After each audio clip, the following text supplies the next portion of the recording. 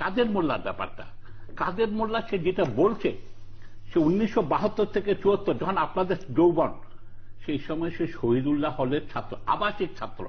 শেখ সাহেবের আমলে একটা কসাই কাদের মোল্লা কি করে আবাসিক ছাত্র হয়, কি করে ভাইস প্রিন্সিপাল হয়েছিল, ছাত্র ইউনিয়ন করতো না সে ছাত্র পয়লা বলেছে ছাত্র ইউনিয়ন করতাম। নাহিদ এবং মতিয়ার, প্রসিকিউশনের মিনিমাম দায়িত্ব ছিল মতিয়া চৌধুরী এবং নাহিদকে এনে বলা এ তো করেন। আপনি কি তাহলে জাফরুল্লাহ ভাই, আপনি কি কাদের মোল্লার পক্ষে কথা বলতে চাচ্ছেন? আমি পক্ষে বলছি না, আমি বিচারের কথা বলছি। আচ্ছা আচ্ছা, আমি বিচারের কথা বলছি। সে যদি করে থাকে তার ফাঁসি কেন 3 বারই হোক, আমি অবশ্য ফাঁসির বিরুদ্ধে লোক, তাকে আজীবন জেলে 70 বছরের জেল দেওয়া। আচ্ছা, আরেকটা কথা আছে, কসাই কাদের আর কাদের মোল্লা দুইজন নাকি এক লোক না? না, সেটাই তো বলছে না। তারপর লাস্ট কথাটা আমি বলি, আরেকটা তার বিরুদ্ধে অভিযোগ, সে কবি মেহরুন্নেসাকে মেরেছেন, হত্যা করেছে তাকে।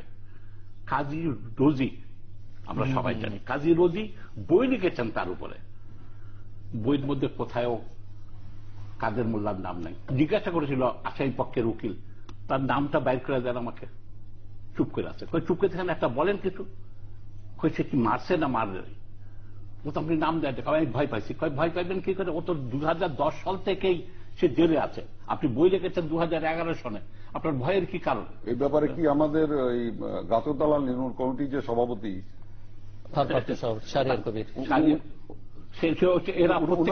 ওনারও বোধহয় একটা বই আছে প্রত্যেকে। এখানে মজার ব্যাপারটা হলো কি, যারা এইসব কথা বেশি বলছে তারা কেউ মুক্তিযুদ্ধ করে নাই। যেমন বলছেন এই কথা, হ্যাঁ আমি জেনে শুনে বলছি, শাহরিয়ার কবির মুক্তিযুদ্ধ করেন নাই, তার জীবন রক্ষা হয়েছিল শাহাদাত চৌধুরীর কারণে। শাহাদাত চৌধুরীর সে ভগ্নিপতি, নাসিরউদ্দিন ইউসুফ কিন্তু বিরাট মুক্তিযোদ্ধা, সে বিরাট মুক্তিযোদ্ধা। মুনতাসির মামুন, তাকে তো তার পত্রিকায় বেরিয়েছে, আমি পত্রিকার কথা বলছি, বয়স কত ছিল 22-23 বছর। বলতো আপনি কোন ফ্রন্টে যুদ্ধ করছেন, চুপ করে ছিল, যুদ্ধে চান নেই, আপনার যৌবন ছিল, যুদ্ধে যাওয়ার বয়স ছিল। যুদ্ধ যদি সাহায্য করে, সাহায্য না, মেয়ে মানুষ না ঘরে বসে সাহায্য করবে, এরা বিভিন্ন রকম কাজ করতে হয় মেয়েদেরকে। আমাদেরকে হাজার রকমের সাহায্য করেছে বাংলাদেশের ভিতরের মেয়েরা, যুদ্ধও করেছে, ভিতর থেকেও সাহায্য। কিন্তু মুনতাসির মামুন নাজার তার বাড়ি কে গেছিল? মহিউদ্দিন খান আলমগীর গেছিল, চাচা ভাইটা না, বোরহানুদ্দিন খান আলমগীর গেছিল। আজকে এইসব প্রশ্ন কেন আসছে? খালি মুক্তিযুদ্ধকে বিক্রি করার চেষ্টা করাটা ঠিক না।